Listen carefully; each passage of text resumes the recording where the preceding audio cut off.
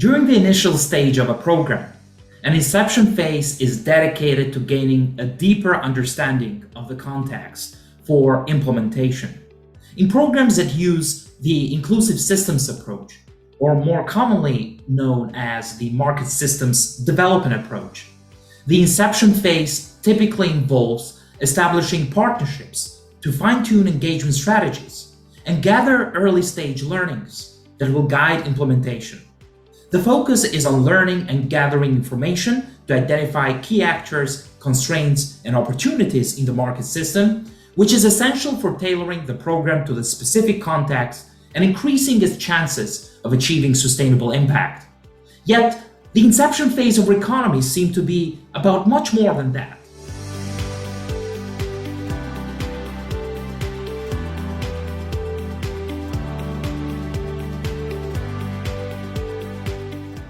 The Swedish International Development Cooperation Agency launched RECONOMY in July 2020, a regional program that applies the MSD approach, spanning 11 countries from the Western Balkan and the Eastern Partnership regions. The inception phase finished in December 2022 for the Eastern Partnership region and in March this year for the Western Balkan region.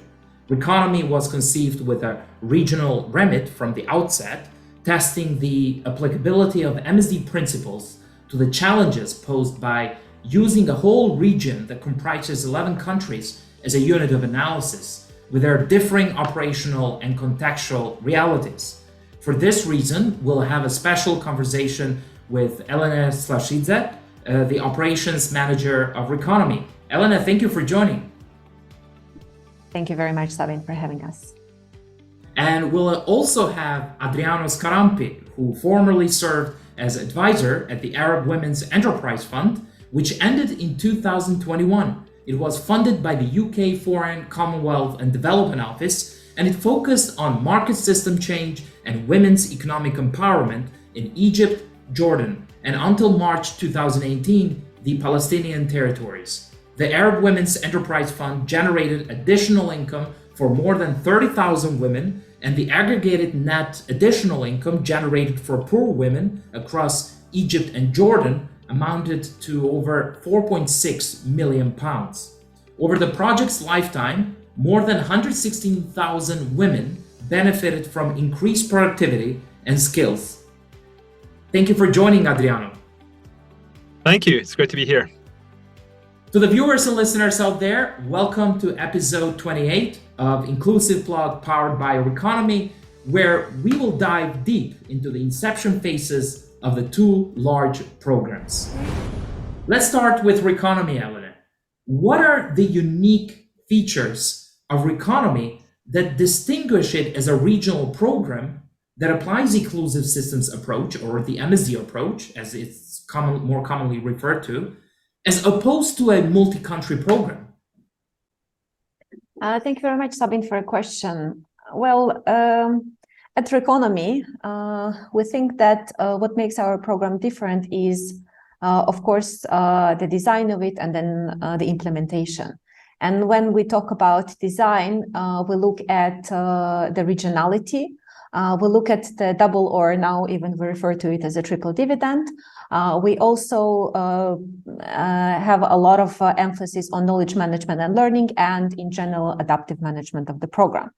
And when we talk about regionality, like as you noted also, it's not a multi-country program, but it's a program that is focusing on the common problems and is also trying to address these common problems through opportunities that would make sense for, let's say, not only one country, but 3, 4, 5 countries in the region.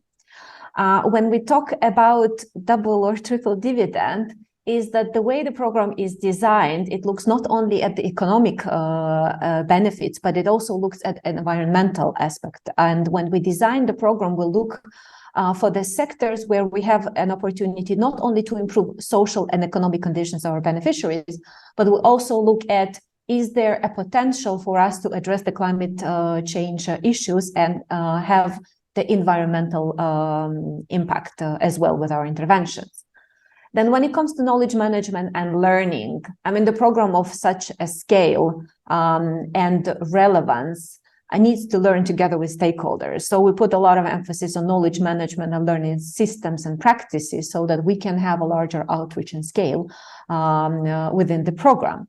But then we operate in a highly volatile and fragile context in Eastern Partnership, Western Balkans, and there is no way to do such a complex program without having the adaptive management systems and processes in place.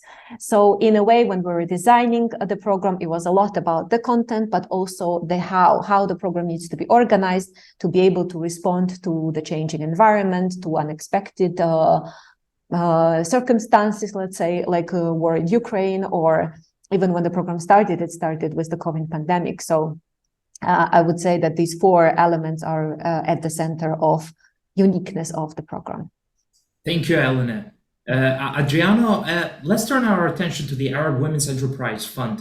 Could you tell us about its characteristics and what makes it different from other multi-country programs? Yeah, definitely. Actually, it's been really interesting hearing Elene's description as I think there are so many similarities between the two. I think maybe as a starting point, the big difference was that it was one of the first, if not potentially even the first, MSD program with a focus on women's economic empowerment as a priority. So really, it was a program designed to empower women by taking an MSD approach. And what that meant in practice was that from a results measurement perspective, I think similar to RECONOMY, we had a focus on income. So really, because obviously income is such like a key determinant of economic empowerment, but then also on agency and decision-making power and voice and choice. We at our impact level, we were counting both women who were impacted in terms of income increase, as well as women whose decision-making power in the household and in the workplace had been impacted thanks to the program. So I think this double counting, sorry, not double counting, but like this dual impact, like RECONOMY and the environmental side and social side, we had something similar on AOF that I think added a really interesting layer of complexity to how we were thinking about our interventions. And then, of course, I think we put a lot of effort, and I will dive into this a little bit later, into really recognizing the similarities between the three countries. It was a regional program in Arab countries, but then also the unique differences between the three, and which were so many. So really, our results measurement system, as well as how we viewed our populations, had a very country level approach too, as well as strategically, we also looked at what was similar between the three. Thank you, Adriano. Elena, are there any trade-offs when it comes to designing a program from the regional perspective? Like, what are some lessons drawn from RECONOMY thus far that would be helpful moving forward for other programs out there? I think, yes, of course. I mean, there are a lot of learnings. And as we said, the regional program, in our understanding, is the program that looks at common problems and is trying to find the entry points through common opportunities. And of course, you can have a best program designed looking at the regional dynamics and the problems of the target group. But at the end of the day, what is also very important for RECONOMY as a program is who are we working with, who are we engaging to actually address those common challenges the target group faces. So one of our key learnings was the identification of actors who actually have the ability to drive the change and also understand the local dynamics. And this is where the localization of development comes in. We think and we believe that working with an actor who understands the local dynamics and is able to, adapt to the local cultures and understand from the cultural sensitivity point of view of what is going on in the region is extremely important. And therefore, like among a lot of other learnings, we would put the localization of development and working through local partners at the center of how to say it, addressing the change. We, of course, also have a lot of international partners in our portfolio, but then we try to balance and have also the equal presence of the local actors, local capacities, local resources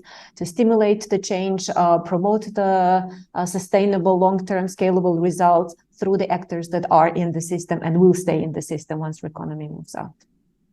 Thank you, Elena. And Adriano, were there any trade-offs in your program when it came to designing it?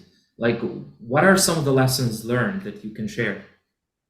Yeah, I think trade-offs, maybe lessons learned. I touched earlier on really understanding the local context, and I think when you operate a regional program, we found that one metric for designing our target group, for identifying our target group, wasn't really working. Because you're operating in countries with very different income levels, with very different contexts, so you actually need to define who you're working with differently. Also, when talking about women and women's economic empowerment, how you define empowerment and what goals of empowerment you want to achieve in each country are actually going to be different, because there are maybe women are at different stages, but also there are different contexts that define what empowerment really is in each different country. So instead of looking at usually who lives on more than $10 a day or $1 a day, we designed our multidimensional poverty indicator, which basically looked at in different ways that defined really at what stage of the empowerment process women were, and we contextualized that index in each country. And I think that was really interesting because it really allowed us to define and understand women in their own country differently, and then to also think about what interventions we may want to design and work with local market actors to implement. So to me, that was a fascinating lesson learned from my perspective. And then another lesson learned is that there are a lot of tensions between countries are different, right? And every country moves slightly differently on implementation, just because of different contexts. Some countries have a better enabling environment, some countries have a slower enabling environment. So when you launch a program, you will see some countries maybe just like hitting the ground running and hitting all of their indicators straight away, when some others instead maybe need a year longer to just get things going. And that inevitably creates tension. So I think acknowledging that and I think really celebrating the uniqueness of each country and the different paces, I think is really important. Yeah.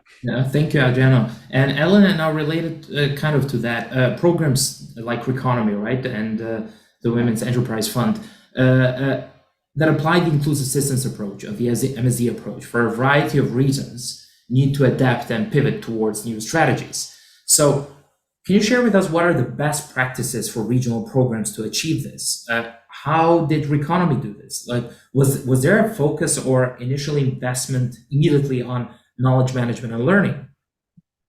Absolutely.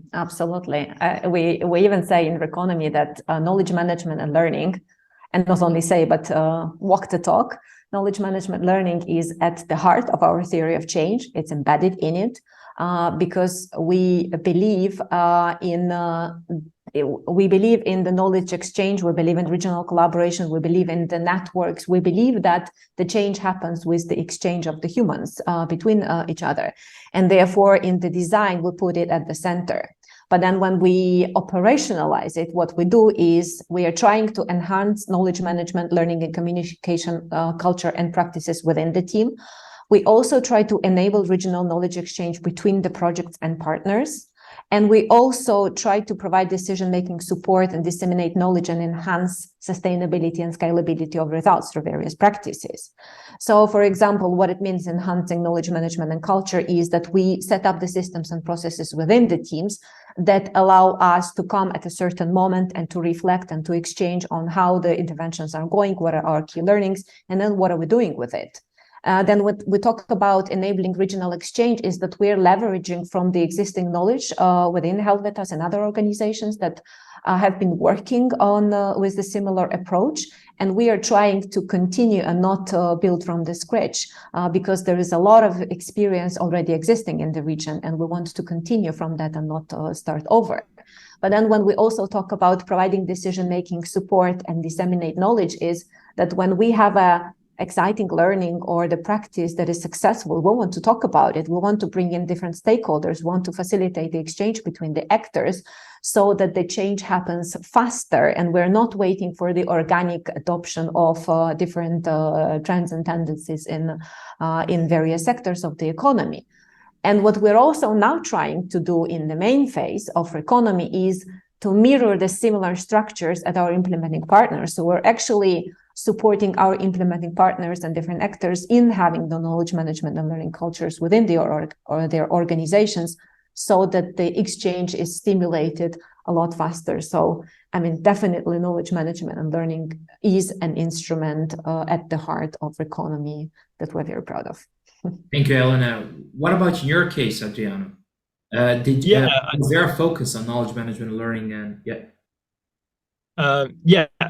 huge. I think we, I mentioned we were literally one of the first MSD programs that we approached. So we were just really excited to share our lessons learned externally. We felt they drove a lot of uptake also at the ground level, and then internally it was so important to learn from each other. But I'm going to touch on something a little bit different that I think was really key to enabling our program to succeed. And it was the log frame. And, log frame is a little bit dry. People roll their eyes usually when you talk about log frames. But I think the way it was managed was, to be honest, quite unique. We were able to review our output and outcome indicators on a yearly basis. We were learning and we were adapting as we were going. We didn't really know what women's economic empowerment looked like in the end. So we were constantly trying to learn what we wanted to achieve. And that meant keeping a very firm eye on the impact while flexing the output and outcome.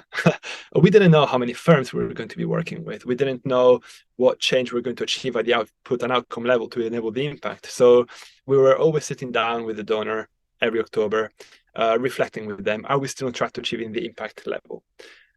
Yes, if so, does that mean anything at the output or the outcome level? Do those indicators need to shift? Do we need to adjust them?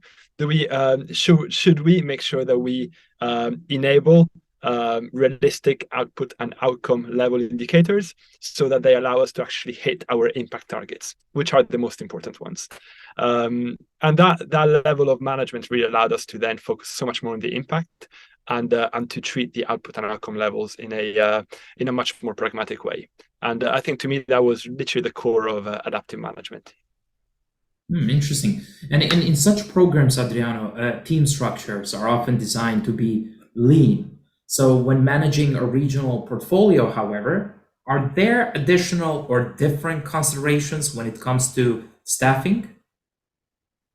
Yeah. So, you learn from, obviously when you have a regional program, the objective is keep the international team lean. That's the whole point, right? You create efficiencies in staffing. So you have people that can work across multiple countries and you create some economies of scale. But that also means that you have even more people that just get parachuted in to provide a lot of advice and sometimes take some of the ownership away from the implementing teams. And I think what I always think of what really was the success of AWEF was really just letting the teams drive. Local teams drive the implementation and have no ego advisors who are there to facilitate implementation instead of being the gatekeepers. And what that means is that you really work with the teams to take risks. You don't really talk about systemic change as much in the first couple of years. You kind of free up their minds of a lot of jargon. And you work with the team leader or the country director, the country manager behind the scenes to just make sure that things are on check. And instead of going in and just always say no, but hold on, wait, are you implementing things in compliance with the market systems development approach and achieving systemic exchange? Just like run with ideas in the first couple of years, put your ego to one side, and see if you can be proven wrong by the implementation. And then if you have enough initiatives going, then you can always pick your winners. Thank you, Adriano. And what's the case with Reconomy, Elena? I would say that Reconomy worked a little bit differently because the way Reconomy was organized in the beginning is that it was a team of 10 people spread across 12 countries, Eastern Partnership and Western Balkans, which means that we didn't have people in all countries, obviously, 10 and 12. But then we also worked for implementing partners on the ground. And then a lot of implementing partners did not really have any experience of working with MSD. So our approach was to invest heavily in the beginning. And we had an investment in capacities of the team, of implementing partners, and market actors. So we had organized different layers of support. We made a lot of use of advisory services of Helvetas, which acts as an advisor to projects globally. We also have this concept of a regional pool of experts, where we give opportunities to people who work on our projects to try to support other projects in different countries, for example. And thus we're stimulating the exposure, exchange, and also peer learning from the colleagues. And we obviously also used the external backstopping support because we believe that the external perspective can also bring a lot of value to the program in its design, implementation, learning phases. And we must say that we are very grateful to SIDA to allow us to innovate on a lot of levels, be it the setup of the program, also unfolding the implementation, looking at different sector strategies. So there was a lot of adaptation in the beginning, in the inception phase, and we're really, really happy that we had this opportunity to try a lot of things out and also organize support in a way that when we reached the main phase implementation, we felt like, okay, we have now a strong team and base and evidence of moving forward and further expanding and scaling what we have done in the inception. So in that sense, yeah. Maybe we were a bit heavy on jargon in the beginning. Elena, can I ask a quick question, actually? Yeah, sure. I'm curious, how many of your team members knew about MSD before you started?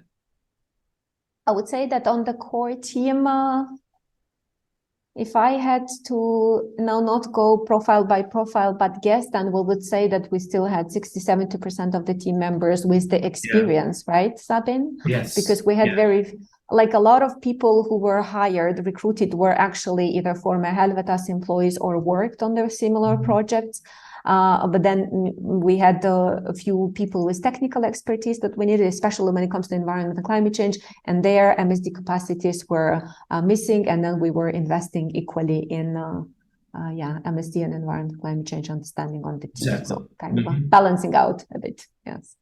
Okay. Yeah, that's a nice place to be in when you have a nice core group of people that you don't that are already familiar with the concepts, and you can dive a little bit more directly into design then without But the implementing partners, because we did implement through implementing partners a lot. I mean, 10 people are not enough to then enter the markets and engage with stakeholders. So there we had to do a lot of investment. And operationally large complex programs, especially those of regional nature, are rarely implemented by one implementing organization alone, like you just mentioned, Elena, right? So moreover, implementers can often be new to the inclusive systems approach or MSC approach, which is similarly shared between Reconomy and the Arab Women's Enterprise Fund.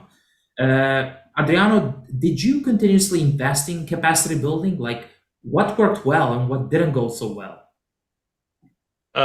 So we did. We were a consortium of 2 core organizations, but then we also had DAI and Market Share Associates, but then we also had local implementing partners in each country that lent their offices and some of their staff.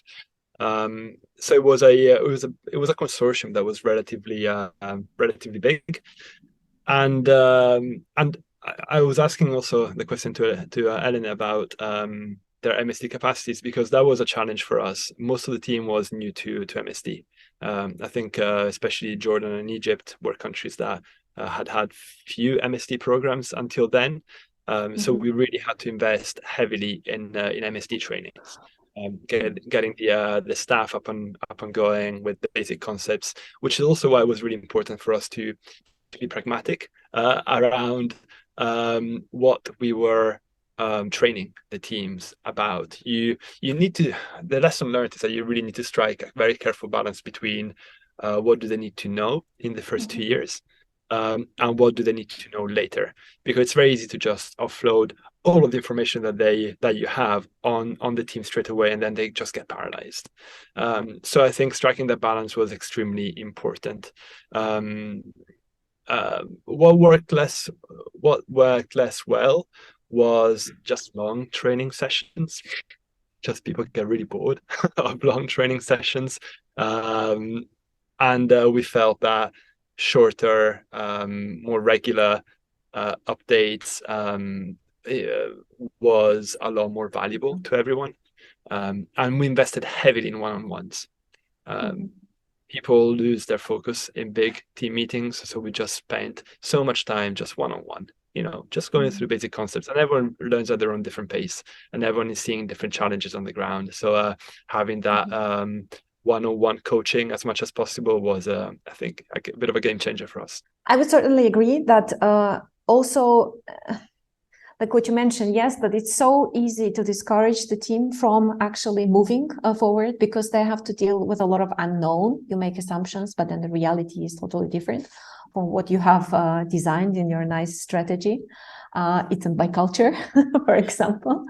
And what we also try to do, and we continue doing so when recruiting, we try to, as much as possible, evaluate how curious the potential candidates are, how flexible and agile they are. So there is a lot of, the soft skills that we're looking for when recruiting versus, for example, the long-standing experience of, doing similar projects or economic development projects, and etc. So in that sense, yes, I would agree. It's important to keep the team encouraged and curious about action. And then the systems change will come naturally, because, yes, whatever is changing organically is usually tending to be systemic. Typically, the inception phase is when most projects are just refining their understanding of the context and setting up a team culture, during which RECONOMY was expected to deliver results based on pilot interventions. RECONOMY can't fix all things that are related or directly connected to inclusive and green economic development. Rather, the program has assessed through the design process options and prioritized those that can generate results and benefits for the target group by ensuring interventions are better defined and targeted, and ultimately more impactful. This was Sabin, your podcast host. To the viewers and listeners, thank you for staying with us on this insightful conversation with Elene and Adriano. We have interesting episodes coming up, so stay tuned.